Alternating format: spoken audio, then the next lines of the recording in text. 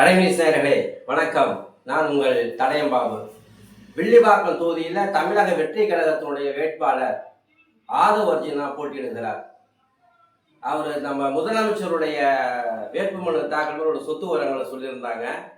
அதில் 10,000 தான் இருக்கு, கேஷ் கையில் இருக்கு அப்படின்ற மாதிரி சொல்லியிருக்கிறாங்க. அது நிறைய பேர் விமர்சனம் பண்ணிட்டு இருக்கிறாங்க. ஆனால் இந்த ஆதவ் அர்ஜுனா ஒரு படி மேலே போய் என்னது 10,000 தான் இருக்கா? பிட் பாக்கெட் அடிக்கிறவங்களும் 10,000 வச்சிருக்கான். யாரை ஏமாத்துறையோ? யாரை ஏமாத்துறா? முக ஸ்டாலின் ஐயா அவர்களுக்கு 10,000 ரூபாய் தான் அக்கௌண்ட்ல இருக்காது. பிட் பாக்கெட் திருடுவன் கூட 20,000 ரூபாய் வச்சிருப்பான்டா. நீ நாட்டையே திருடி இருக்கடா அப்படின்னு ஒரு நாட்டினுடைய முதலமைச்சரை ஏ என்றும் டா போட்டு ஒருமையில் பேசுகிற நீலாம் ஒரு மனுஷனா? நீ படிச்சிருக்கல, 1000 கருத்து வேறுபாடுகள் இருந்தாலும் அவர் ஒரு நாட்டினுடைய முதலமைச்சர் என்பதை நீ மறந்து விடக்கூடாது.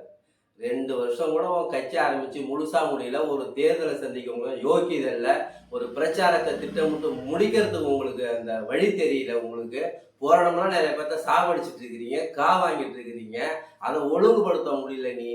நீ சும்மா நேற்று பேஞ்ச முளையில முளைச்ச காலா? நீ ஒரு நாட்டினுடைய முதலமைச்சரை, ஒரு கட்சியினுடைய மிகப்பெரிய தலைவரை கருத்து வேறுபாடு 1000 இருக்குயா, ஸ்டாலின் பேசல நல்லது நாங்கள் ஒன்றும் சொல்ல.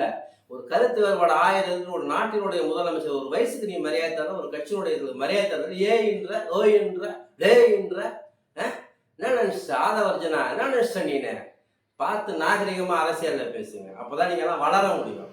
அரசியல்ல நாகரிகம் ரொம்ப முக்கியம். நாம கண்ணியமா பேசுங்க.